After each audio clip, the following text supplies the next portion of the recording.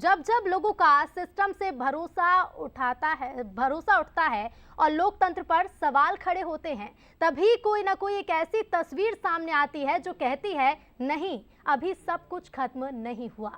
मध्य प्रदेश के विधानसभा चुनाव में भी एक ऐसी ही तस्वीर निकल कर आई है सैलाना से, जहां बड़े बड़े नेताओं को पछाड़कर एक गरीब आदिवासी बेटा विधायक चुन लिया गया है। हम बात कर रहे हैं कमलेश्वर डोडियार की, और कमलेश्वर डोडियार से हम बातचीत भी करेंगे। हमारे साथ मौजूद है न्यूज़ एड शरद द्विवेदी जी, लेकिन इससे पहले उन्हीं से जुड़ी हुई एक खास रिपोर्ट आपको दिखाते हैं। एक झोपड़ी, उसमें एक चूल्हा और आधे अधूरे से कपड़े पहने ये लोग।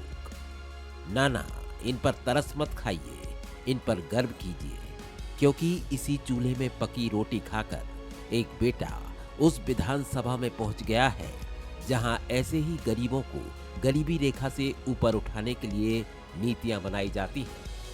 ये रतलाम जिले की सैलाना विधानसभा क्षेत्र का राधा कुआं गांव है और ये झोपड़ी यहां से अभी अभी विधायक चुने गए कमलेश्वर डोडियार का घर है। और अपना घर दिखाती ये उनकी मां है, जो बोलती तो कुछ नहीं, लेकिन इतना समझ रही है कि उनके लाल ने कुछ कमाल कर दिया है।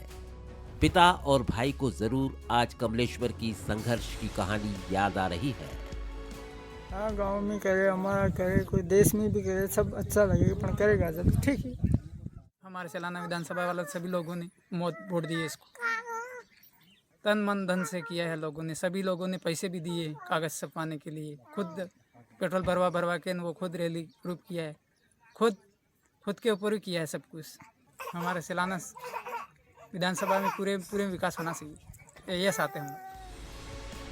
गांव की ये सड़क कमलेश्वर के घर तक जाती है और इसी सड़क से चलते हुए कमलेश्वर आज विधानसभा के राजमार्ग तक पहुंच गए हैं। प्राइमरी स्कूल की पढ़ाई गांव से ही की, फिर सैलाना और रतलाम होते हुए दिल्ली तक जा पहुंचे। वकालत की पढ़ाई की, लेकिन राजनीति में आने की प्रेरणा उन्हें अमेरिका के राष्ट्रपति बराक ओबामा से मिली। सन 2008 में इलेक्शंस हुए थे अमेरिका में, और 20 जनवरी 2009 को बराक ओबामा में वो शपथ ली थी राष्ट्रपति की। वो कहानी मुझे पढ़ने में आ गई थी समाचार पत्रों के दौरान में, कि एक व्यक्ति जिसके पिताजी नहीं थे, ख़त्म हो गई थी, मौत हो गई थी, और उनके जो पूर्वज है वो अपना केनिया देश छोड़ करके और अमेरिका देश में गए। वहाँ श्वेत लोग रहते हैं ना, और एक ब्लैक आदमी जा कर के वहाँ राष्ट्रपति बन जाता है। तो मेरे को थोड़ी सी प्रेरणा मिली, जब ऐसा व्यक्ति भी अगर ऐसी चीज़ें कर सकता है लोगों की बेहतरी के लिए, मुझे भी जाना चाहिए। तब से मेरे मन में आ गया था, लेकिन मेरा हालात बहुत ज़्यादा बुरे थे। पढ़ाई बीच में बहुत बार डिस्टर्ब हुई, और खाने पीने के इंतजाम नहीं थे, रहने की कोई व्यवस्था नहीं थी, तो फिर समय इसलिए ज़्यादा लग गया। कमलेश्वर की माली हालत क्या है, इसका अंदाजा आप इसी बात से लगा सकते हैं कि वो चुनाव जीतने के बाद अपनी बाइक से ही 300 किलोमीटर का सफर तय कर विधानसभा तक पहुंचे और लोकतंत्र के इस मंदिर में साष्टांग प्रणाम किया। और करना भी चाहिए, क्योंकि कमलेश्वर डोडियार की कहानी भारत के उस लोकतंत्र की भी खूबसूरत तस्वीर पेश करती है, जिसमें सबके लिए समान अवसर है। Bureau report, Bansal news. तो देखिए अनोखा सफर और कमाल की शख्सियत, और चलिए उन्हीं से बातचीत करने के लिए मेरे साथ मौजूद है न्यूज़ एड Sharad Dwivedi ji. Sharad ji, over to you. बिल्कुल ऋतु, और मैं खुद इस समय भावुक हूँ। मैं देख रहा हूँ एक आदिवासी नौजवान को जिसकी आंखों में आगे बढ़ने का सपना है, और मैं समझता हूँ कि जब हम लोगों को, जिनको बहुत सारी सुविधाएं जीवन में मिली हैं, माता पिता से, हमारे पास वो हालात नहीं रहे कभी कि खाने की समस्या हो, रहने की समस्या हो, लेकिन जब हम चुनौतियों का सामना करके झुंझला जाते हैं, तो कमलेश्वर जी को कितनी चुनौतियां मिली होंगी, कितना उपहास भी उड़ाने की कोशिश हुई होगी कि अरे तुम क्या बनोगे विधायक, बड़े बड़े सपने देख रहे हो, चुपचाप काम करो, ये कर लो वो कर लो, तुम जाओगे विधायक बनोगे। लेकिन इनका संकल्प, इनकी भावना, इनका उत्साह, सब कुछ बहुत अद्भुत है। मैं प्रणाम करता हूँ इस आदिवासी नौजवान को, जो ठीक है लंबा रास्ता कुछ हो गया, लेकिन इनकी जो चुनौती थी उस चुनौती से ये निकल कर आए। कमलेश्वर जी, मैं बहुत स्वागत करता हूं और बहुत हृदय से आपको प्रणाम करता हूं। बहुत बहुत धन्यवाद, आपकी पूरी बंसल न्यूज़ की पूरी टीम को बहुत शुक्रिया अदा करता हूँ। मैं पीछे आपको ले जाना चाहूँगा। जब आपने सफ़र शुरू किया, एक आदिवासी भील युवक जिसके मन में सपना है बराक ओबामा को देखकर कि जब एक अश्वेत व्यक्ति अमेरिका के शीर्ष राजनीतिक पद तक पहुंच जाता है तो कमलेश्वर डोडियार को भी क्यों प्रयास नहीं करना चाहिए। सबसे पहले ये बात आपने किसे बताई थी और क्या इसका काफ़ी मजाक भी उड़ाया था आपके दोस्तों ने या समाज ने?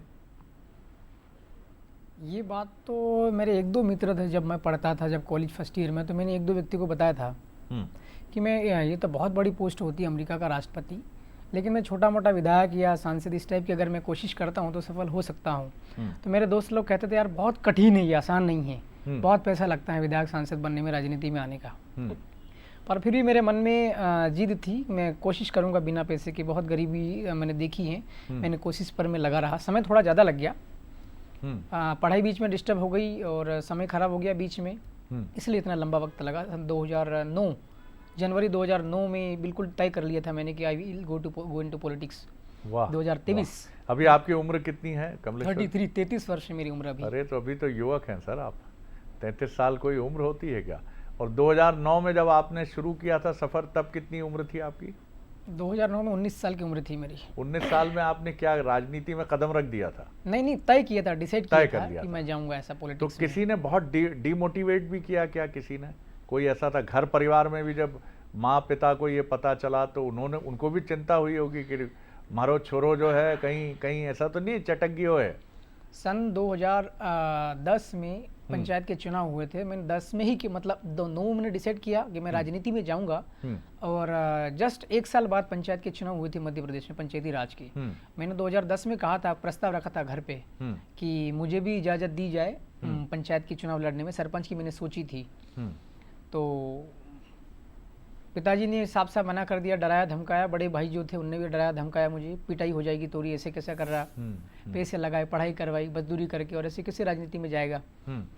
तो फिर मैं थोड़ा हताश हुआ, परेशान हुआ, और फिर मैंने कोशिश करी थी, एक आध बार घर गए, उसके बाद मैंने घर जाना छोड़ दिया। लगभग 5 साल तक मैं घर नहीं गया हूँ। क्यों नहीं गए आप 7 साल तक घर? मुझे पता था कि मैं घर जाऊंगा तो फिर मुझे घर वाले परेशान करेंगे, डीमोटिवेट करेंगे। जो मैं करना चाहता हूँ लोगों की भलाई करने के लिए, मैं एक प्लेटफॉर्म ढूंढना चाह रहा था, वहाँ तक मुझे घर वाले जाने देने की इजाज़त नहीं थी। इसलिए मैंने घर जाना बंद कर दिया और पढ़ाई पर फोकस करता रहा, और जो लोगों से संबंध और रिलेशंस पहचान बनाता रहा मैं। तो आप क्या रतलाम में रह रहे थे तब? ऐसा तय नहीं था। मैं छात्रावास में भी कभी कभार 2-4 दिन इसी छात्रावास में रहा, फिर गांव में भटकता रहा मैं, मतलब घूमता रहा कुल मिलाकर। मैं इधर उधर गांव में लोगों की समस्याएं जानता रहा और संपर्क बढ़ाता रहा, और समस्याओं का समाधान करता रहा छोटे अपने स्तर, मेरे स्तर पर। और जब शादी आपकी कब हुई? शादी मैंने किया है जून 2023 में, अभी मतलब 23 में। 1 वर्ष ही हुआ है। मैंने अदालत में भी शादी कर ली थी, कोर्ट मैरिज जो होती इस टाइप से। मैंने अच्छा। एक शपथ पत्र पे नवंबर 2022 में कर लिया था मैंने। 22 में। तो फिर सामाजिक जो रीति रिवाज से फिर मैंने जून 2023 आपके अर्धांगिनी को तो कोई चिंता नहीं हुई कि अरे बाप रे, मेरे जो जीवन साथी हैं वो तो राजनीति का सपना देखते हैं? नहीं, पता था ना, मैं 2018 में इलेक्शंस लड़ चुका था। विधायक का ही चुनाव लड़ा था आपने? हाँ, तो सीधा मैं विधायक का ही चुनाव लड़ा। 18,000 के करीब वोट मिले थे? 18,800 वोट आई थी 2018 में। 2018 पहली बार में जी। और वो पार्टी यही थी? नहीं, वो तो इंडिपेंडेंट था, मैं निर्दलीय था। जयस का सपोर्ट था, सामाजिक संगठन जयस का। जी जी जी। जयस मतलब जय आदिवासी युवा? जय आदिवासी युवा संगठन। पहले शक्ति चलता था, फिर मैंने मेरे हिसाब से मैंने जय आदिवासी युवा संगठन अलग तैयार करके फिर उसके हिसाब से मैंने काम किया था अपने तरीके से। और जैसा हम आपसे कहते रहे कि मध्य प्रदेश में आप नहीं आई लेकिन बाप आ गई। बाप का मतलब है भारतीय आदिवासी, भारत आदिवासी पार्टी जी। BAP यही होगा ना? हाँ, फुल फॉर्म BAP यानी भारत आदिवासी पार्टी, बाप इन शॉर्ट। हाँ, आप नहीं बाप। तो ये देखिए कि ये कितनी ज़बरदस्त बात है, इसीलिए इसकी बड़ी चर्चा भी है कि आप नहीं बाप का जलवा रहा है मध्य प्रदेश में। और सिर्फ एक ही हैं तीसरी शक्ति के दावेदार, कमलेश्वर डोडियार जी। आम आदमी पार्टी साफ, समाजवादी पार्टी साफ, बहुजन समाज पार्टी साफ, सारी पार्टियां जो हैं ये कोई भी इनमें से इस चुनाव में अपना कोई भी सिक्का नहीं चला पाई। लेकिन ये जो BAP है, भारत आदिवासी पार्टी, इसने अपना सिक्का चलाया और कमलेश्वर जी आज हमारे बीच में बैठे हैं। सैलाना जो सीट है रतलाम की। कुछ और जो चीज़ें हैं, जैसे चुनाव के लिए फंडिंग की बात होती है, मुझे याद आते हैं कुछ ऐसे चेहरे जो बहुत कम पैसे में चुनाव जीतते थे। आपने कितने पैसों में चुनाव जीता ये, और ये पैसे इकट्ठे कहाँ से किए? जब मैंने नामांकन फॉर्म सबमिट किया था रिटर्निंग अधिकारी को, उस समय मेरे पास में कुछ भी नहीं था। और हम पहले भी पंचायत चुनाव लड़े हैं। मेरे कुछ जो साथी लोग हैं, जिला पंचायत में भी 4 मेंबर हैं और सरपंच भी हैं। 2 सरपंचों ने मिलकर के और मेरी जो जमानत राशि होती 5000 रुपया वो दी थी मुझे, और वो पैसा मैंने सबमिट करके नामांकन फॉर्म भरा था। उसके बाद में फिर धीरे धीरे फिर हमने छोटी छोटी सभाएं करना चालू की। हमने सभाओं में लोगों को खिलाने पिलाने, चाय नाश्ता का कोई पैसा खर्च नहीं किया। थोड़ा थोड़ा कहीं कहीं किया था। हमारा पैसा लगा बैनर, पोस्टर, पर्चे, फ्लैक्स, थोड़े बहुत, ज़्यादा नहीं थे। और गाड़ियों का डीजल, हमने प्रचार की गाड़ियों की परमिशंस ली थी, तो उसका जो खर्चा आया वो वाला, इस टाइप से टोटल मिला करके लगभग मोटा मोटा आइडिया 12 लाख के आसपास खर्च हुआ था। तो मुझे पता था कि ये पैसे कहीं से आने वाले नहीं, बाद में क्या करेंगे अगर बाई चांस मान लो चुनाव हार गए तो। वैसे तो मैं आश्वस्त था, 5 साल पहले 18 में तय कर लिया था कि आई विल विन। तो फिर हमने क्या, चुनावों के दौरान झोली जो कहते हैं एक बेगर जैसे भिखारी एक मांगता है, उस टाइप से हमने मांगा था। वो करीब 30,000 रुपया हुआ था। हाँ। झोली फैलाकर मांगने वाला जी। फिर उसमें समय लग रहा था ज़्यादा, तो हमने ये तय किया कि हम लोग इसमें करेंगे तो फिर लोगों तक पहुंच नहीं पाएंगे, और 17 तारीख आ जाएगी, वोट कास्टिंग हो जाएगी, लोगों तक रीच नहीं कर पाएंगे हम लोग। तो फिर हमने इलेक्शन संपन्न होने के बाद में फिर हमने नोतरा का आयोजन किया। नोतरा का मतलब होता है एक परंपरा है आदिवासी में, हजारों साल पुरानी परंपरा, आदिम जमाने की। इसमें हम लोग सब इन्विटेशन देते हैं पूरे समाज को, और समाज के लोग एक तारीख और समय तय होता है, उस समय आकर के और आर्थिक सहयोग करते हैं अपनी हैसियत के हिसाब से, 500, 1000, 100, 250 इस टाइप से। इसकी मदद ली थी हम लोगों ने। तो आपको भरोसा है कि ये राशि जो आपके ऊपर अभी कर्ज के तौर पे है, इसको आप फुलफिल कर पाएंगे? सर, मैं विधायक बन चुका हूं, और विधायक की वेतन भत्ते और जो भी चीज़ें आती हैं उसके माध्यम से मैं चुका दूंगा। चुका देंगे इसको। हाँ। देखिए क्या जज्बा है, क्या जज्बा है। जहां करोड़ों की राशि, या कई बार तो गिनती नहीं होती कितने पैसे खर्च किए जाते हैं, वहां कमलेश्वर जी बैठे हैं जिन्होंने नोतरा, जो आदिवासियों की एक प्रथा है धन संग्रहण की, वहाँ से पैसे इकट्ठे किए हैं। और वो कह रहे हैं कि भिक्षुक की तरह उन्होंने झोली फैलाकर 30,000 रुपये इकट्ठे किए। हमने ये भी सुना कि QR कोड भी लेके चलते थे आप। हाँ, कोशिश किया था उसका भी, शुरू हमने कोशिश किया था, लेकिन वो ज़्यादा चल नहीं पाया। उसमें भी चल नहीं क्या है कि लोग फिर मोबाइल निकालते हैं, डेटा चालू करते हैं, फिर उसमें वो करते हैं, तो उसमें समय लग रहा था जी। 1 या 2 दिन इसका यूज़ हुआ था, फिर आगे चल नहीं पाया था हमने। हाँ, ऑनलाइन हमने जरूर अपील किया था कि ये हमारा नंबर है और ये QR कोड है, आप लोग सपोर्ट कर सकते हैं। तो कुछ पैसा ऑनलाइन भी आया होगा, मेरे ख्याल से 50,000 के आसपास राशि ऑनलाइन भी आई है। ऑनलाइन भी आया है, लेकिन लोगों ने जैसा समर्थन करना था वैसा शायद नहीं किया। इसकी पीड़ा रही मन में आपको? सर, अगर मैं नामांकन फार्म मैंने भरा था विधायक का, उसके 8 दिन पहले मुझे मेरे विरोधी लोगों ने झूठे मुकदमा दर्ज कर मुझे जेल में डाल दिया था। मैं 8 दिन जेल में रहा। अरे, ये कब की बात है? ये नामांकन फार्म भरा था उसके 8 दिन पहले। 8 दिन पहले? हाँ, मुझे जेल में डाल दिया था, तो 8 दिन वहाँ खराब हो गया। क्या आरोप लगाया आपके ऊपर? मेरे खिलाफ लगभग 1 साल पहले नवंबर 2022 में मेरे खिलाफ झूठा मुकदमा दर्ज करवाया था। कांग्रेस के लोग थे उसमें अंदर मुख्य रूप से शामिल। हाँ। तो उन लोगों ने मुझे चुनाव से रोकने के लिए, मेरी पॉलिटिकल करियर हमेशा के लिए समाप्त करने के लिए एक झूठा मुकदमा कर दर्ज करवाया था।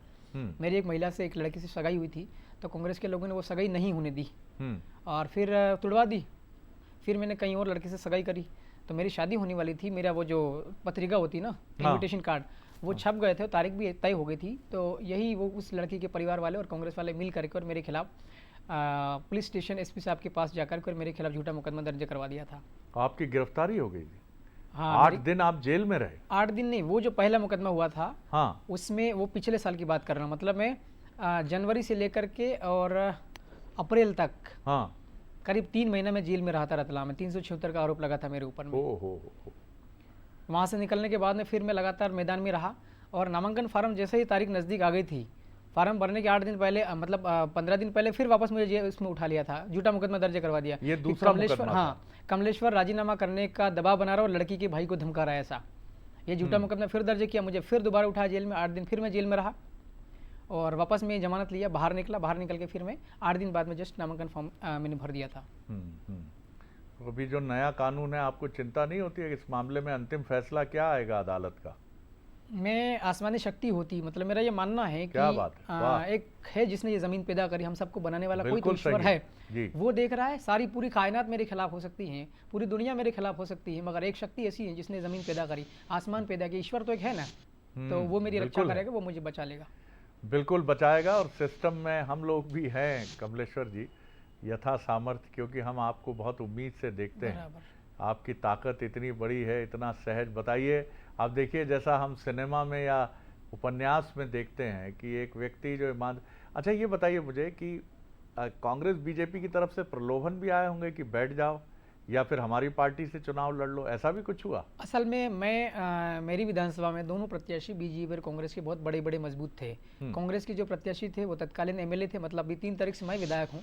3 तारीख के पहले जो विधायक थे वो भी बड़े मजबूत थे। उनके पिताजी 45 साल तक विधायक रहे, 2 बार मंत्री रहे इसमें कांग्रेस की सरकार में जी। वो भी मजबूत थे। और बीजेपी की कैंडिडेट थी संगीता चारेल जी, वो भी पहले एमएलए रही जी। थी। तो मेरे लिए दोनों बड़े चेहरे थे, मतलब बड़े थे वो जो है, तो कठिन थी लड़ाई। लेकिन मैंने अपने आप में विश्वास रखा और मुझे विश्वास था कि मैं जीतूंगा हर हाल में। मैंने मेहनत भी इतनी तगड़ी की थी। मेरे कार्यकर्ताओं ने बहुत ईमानदारी के साथ में काम किया, साथ दिए, भूखे प्यासे रहकर पर्चे पंपलेट बांटे, प्रचार प्रसार किया था।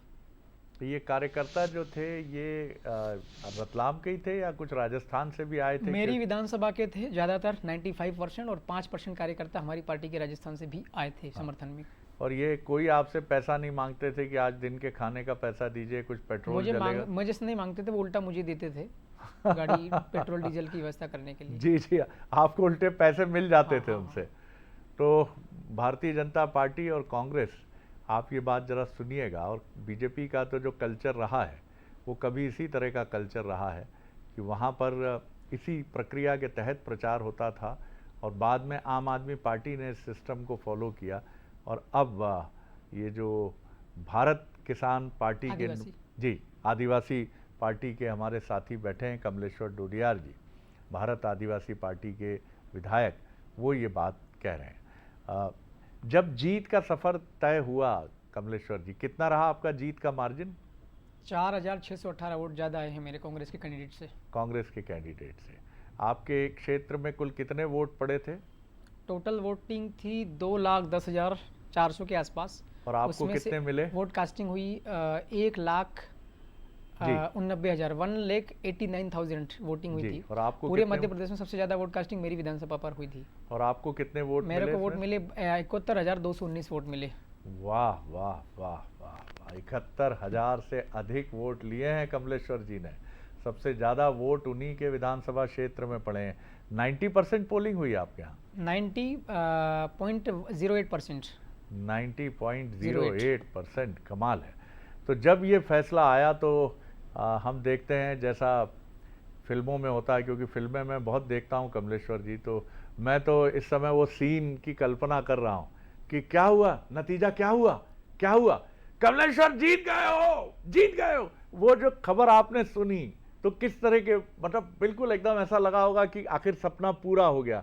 और रोए घर में लोग, मम्मी पापा माता पिताजी, आप?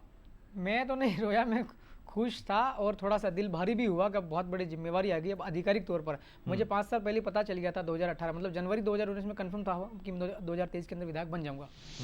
कंफर्म था आपको? हाँ कंफर्म था, मैंने 5 साल पहले कंफर्म कर लिया मैं जीत जाऊँ, मुझे कोई नहीं हरा सकता। यहाँ सर्वे में नहीं पता चलता, आपको कंफर्म हो गया था? जी। इसीलिए मेरा नाम मालिक का बंदा भी लोग मुझे कहते हैं कमलेश्वर कुछ जादू तरीके से जानता है चीजें। जी। विश्वास हो जाता है, मतलब मेहनत के ऊपर, मेरी मेहनत पर मुझे पूरा भरोसा रहता है कि मैं जीतूँ, कोई नहीं हरा सकता इस टाइप से।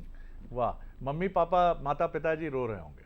हाँ, शुरू दिन में रोए थे कि ये क्या हो गया, हम तो मजदूरी मेहनत कर रहे थे और ये कैसे हमारा बच्चा विधायक बन गया, इस टाइप से। पिताजी ने स्कूल का मुंह देखा या नहीं गए स्कूल? पिताजी उस जमाने में, मेरे पिताजी की उम्र लगभग 70 साल है जी। और तब गांव में स्कूल था नहीं, दूसरे गांव में जाते थे। दूसरी 2 किताब, मतलब दूसरी या तीसरी पढ़े लिखे हैं पिताजी, अपना सिग्नेचर कर लेते हैं और पढ़ नहीं पाते लिखा हुआ क्या ऐसा। माताजी? माताजी तो नहीं पढ़ मेरी माँ निरक्षर है। जी जी। और कितने भाई बहन हैं आप लोग? 6 भाई हैं और 3 बहनें हैं। ये सारे लोग श्रमिक के तौर पर ही काम करते हैं? हाँ, सभी श्रमिक के तौर पर है। मेरे पिताजी के दोनों हाथ फ्रैक्चर हैं, हाथों से काम नहीं कर पाते हैं। ओहो। मेरी माँ का आधा शरीर जला हुआ। पहले इलेक्ट्रिसिटी की व्यवस्था नहीं थी तो चिमनी चलती थी, चिमनी की ब्लास्टिंग हुई थी उस टाइम पर, बहुत पुरानी बात है, जब मैं बहुत छोटा था। तो मेरी माँ का आधा से ज़्यादा शरीर पूरा जला हुआ है, मतलब डिसेबल है, ठीक से काम नहीं कर पाती थी वो, लेकिन फिर भी अब मजदूरी कर लेती, छोटी मोटी मजदूरी खेती बाड़ी की दूसरों के खेतों में जा करके कर लेती है। पिताजी का क्या नाम है आपके? माताजी का? ओंकार लाल डोडियार पिताजी का नाम है, मेरी माँ का नाम सीताबाई डोडियार है। ओंकार लाल जी और सीताबाई जी, आज आप विधायक के माता पिता हैं। प्रणाम है आपको, क्योंकि आपका संघर्ष ज़रूर कमलेश्वर जी को यहाँ तक लेकर आया गया होगा। कितनी मेहनत करते हैं आप? बार बार मेहनत की बात कर रहे हैं। मध्य प्रदेश के मुख्यमंत्री शिवराज जी भी बड़ी मेहनत करते हैं और नेता भी तमाम, कोई कोर कसर नहीं छोड़ता। आपकी मेहनत की दिनचर्या के बारे में हम ज़रा सुनना चाहेंगे। आप आमतौर पे किस तरह से अपने क्षेत्र में अपनी सक्रियता रखते हैं? मैं अपना फ़ोन चालू रखता हूँ और कोशिश करता हूँ कि लगभग रात को 12 बजे तक जगा जाए, ताकि रात को देर तक भी किसी का फ़ोन आ जाए, कोई समस्या हो जाए। हाँ, तो और सुबह कितने बजे होती है? सुबह मैं 6 बजे के लगभग उठ जाता हूँ। 6 बजे 6 घंटे सोने की अभी आदत है, लेकिन अब जिम्मेवारी ज़्यादा आ गई, विधायक बन चुका हूँ मैं। हाँ। मेरे ख्याल से 4 से 5 घंटे सोना पड़ेगा मुझे, बाकी जगना अभी पड़ेगा। तय कर लिया आपने कि 4 से 5 घंटे। तो फिर सुबह रात तक 12 बजे तक देखते हैं कि फ़ोन ना आ जाए, और 6 बजे उठने के बाद क्षेत्र में निकल पड़ते हैं तो पहले फ़ोन संभालता हूँ, हाँ, और फ़ोन में किसी का कॉल हो तो उसको कॉल बैक किया जाता है, उससे पूछा जाता है फ़ोन क्यों किया था, क्या समस्या है। कोशिश करते हैं फ़ोन पर समाधान देने की। अगर फ़ोन पर समाधान नहीं हो पाता फिर वहाँ पहुँचता हूँ मैं। वहाँ पहुँचते हैं जी। और भोजन वगैरह की व्यवस्था घर से ही रहती है या जहाँ जाते हैं नहीं, वहीं? जहाँ जाता हूँ वहीं पे हाँ, हो जाती है, मतलब मैं मांग लेता हूँ, बहुत ज़्यादा भूख लगती है तो। हाँ। मेरे क्या धरना आंदोलनों में मैं गांधीवादी तरीके से आंदोलन करता आया हूँ। कई दफ़ा मैंने भूख हड़ताल, आमरण अनशन किए हैं। जी। 8-8 दिन तक मैंने एक बार तो ऐसा था झाबुआ जिले में, 8 दिन तक मैंने पानी और अन्न को ग्रहण नहीं किया था। कोई समस्या आई थी, आंदोलन किया था मैंने। कांग्रेस की गवर्नमेंट थी, कमलनाथ जी मुख्यमंत्री थे उस टाइम पर, और भी बीजेपी की सरकार भी, मैंने कई बार आंदोलन किए, भूख हड़ताल भी की अपनी समस्याओं के समाधान करवाने के लिए। तो भूख को कंट्रोल करने का मेरा शरीर ही ऐसा हो चुका है कि 2-2 3 तक अगर भोजन नहीं मिलता लेकिन है तो इसका बड़ा असर शरीर पे आता है कमलेश्वर जी। अब विधायक बन गया हूँ, तब कोशिश रहेगी कम से कम दिन में एक बार भोजन हो सके। बाप रे, तो मतलब दिन में एक बार भोजन भी नहीं होता था पहले? चुनाव हुए 2 तारीख से वो अपना मेरा नामांकन एक्सेप्ट हुआ था। 17 तारीख को वोट कास्टिंग थी, मुझे पूरा भरोसा है। 3 दिन में एक बार मैंने खाना खाया, 2 दिन में एक बार भोजन किया था मैंने। जी, और मैं मेहनत कितने लेबोरियस तरीके से आपको बता दूं मैं।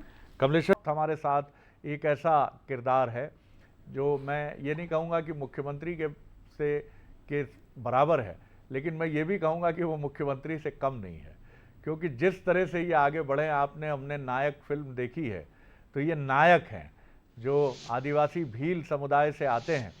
और ये जो पीला रंग आप देख रहे हैं, इनके गले में ये जो आप मफलर देख रहे हैं पीले रंग का, ये जयेश का रंग है। और पीला रंग त्याग का भी प्रतीक होता है, पीला रंग समर्पण का भी प्रतीक होता है, और भारतीय परंपरा में हल्दी बड़ा शुभ माना जाता है।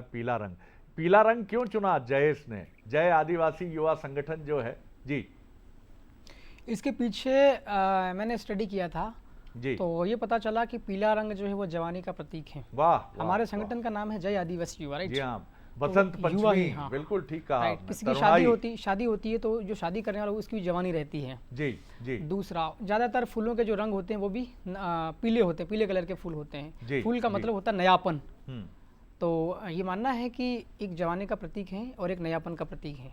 जी। और 33 साल अभी हैं, और आपका जो ये युवापन है ये हमेशा बना रहे। आखिरी सवाल आपसे कर रहा हूँ, क्या सपना लेकर आप विधानसभा पहुँचे हैं? अपने क्षेत्र की आवाज़ तो उठाएंगे ही, लेकिन मध्य प्रदेश एक आदिवासी बहुल क्षेत्र है, झाबुआ से लेकर सैलाना से लेकर नीमच और आगे तक, और इसी के साथ महाकौशल का बड़ा एरिया, बहुत बड़ा एरिया है। आदिवासी सीटों से ही, आरक्षित सीटों से ही हम समझ सकते हैं। क्या आपकी प्राथमिकता रहेगी विधानसभा में? मैं विधानसभा में सबसे पहले तो मेरे जो विधानसभा हैं, जितने जो गांव हैं, जितना बड़ा मेरा विधानसभा है, मेरे विधानसभा क्षेत्र की सभी समस्याओं का समाधान करने की पूरी कोशिश करूँगा मैं। बेसिक कम्युनिटीज़, सड़क, पानी, बिजली, शिक्षा, स्वास्थ्य, रोजगार, इसको मैं ठीक ढंग से लागू कर पाऊँ। मेरी पार्टी भारत आदिवासी पार्टी है, इसका जो एजेंडा है उसके हिसाब से मुझे काम करना है, सरकार से बात करके। और मुझे जो संविधान के अधिकार हैं आदिवासियों के, संविधान की 5वीं अनुसूची, पैसा कानून और अनुच्छेद 275 के तहत जो बजट मिलता है वो उसको ठीक ढंग से इम्प्लीमेंट करवाने के लिए भी मुझे आवाज़ उठानी विधानसभा के अंदर में। और अब मैं अकेला एकमात्र पार्टी का भी विधायक हूँ, तो पूरे मध्य प्रदेश के सारे आदिवासियों की भी मुझे आवाज़ उठानी है। पूरे मध्य प्रदेश के सारे आदिवासियों की समस्याओं का मुझे समाधान करवाना है।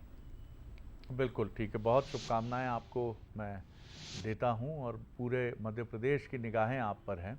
और मैं मध्य प्रदेश के लोगों से अपील भी ये करूंगा कि आपको इनका समर्थन चाहिए। आप किसी भी पार्टी के समर्थक हों, लेकिन अगर आप सच्चाई के समर्थक हैं, नैतिकता के समर्थक हैं, तो कमलेश्वर डोडियार जी को ज़रूर सपोर्ट कीजिएगा। जो भी आपका सामर्थ्य हो, आप अगर उनसे मिलकर उनके साथ एक सेल्फी भी लेंगे तो उनका मनोबल बढ़ेगा।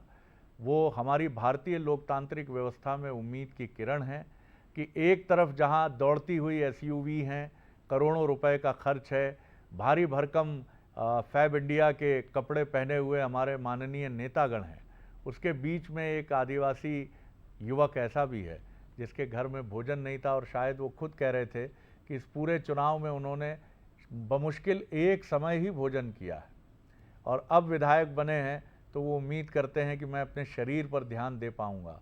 तो इनको आगे बढ़ाना है, लोकतंत्र की उम्मीद को और मजबूत करना है, तो हमसे आपसे जो भी बन पड़े, सिर्फ ज्ञान देने की बात नहीं है, हम समर्थन करें इस आदिवासी युवक का जो अब विधायक है और आगे बढ़ाएं इनको, क्योंकि ये उम्मीद है भारतीय लोकतंत्र की, चमकती हुई ज्योति हैं, किरण हैं ये हमारे प्रतिनिधि, इनको आगे बढ़ाना हमारा काम है। जैसा भी सपोर्ट आपसे बन पड़े पता कीजिए इनके बारे में, कुछ और चीज़ें आपको जाननी हो बंसल न्यूज़ पर आप अपनी बात कह सकते हैं, लेकिन सपोर्ट ज़रूर कीजिए। बहुत धन्यवाद करता हूं कमलेश्वर जी, मन भीग आया आपसे बात करके। बने रहिए बंसल न्यूज़ पर, खबरों का सिलसिला लगातार जारी रहेगा और मैं ऋतु की तरफ रुख कर रहा हूँ जी। बिल्कुल, शुक्रिया शरद जी। तो देखिए बेहद खास ये बातचीत रही, कमाल की शख्सियत कमलेश्वर जी, और उनसे बातचीत की हमारे न्यूज़र शरद द्विवेदी जी ने। तो बंसल न्यूज़ पर खबरों का सिलसिला लगातार जारी रहेगा, देखते रहिए बंसल न्यूज़। नमस्कार।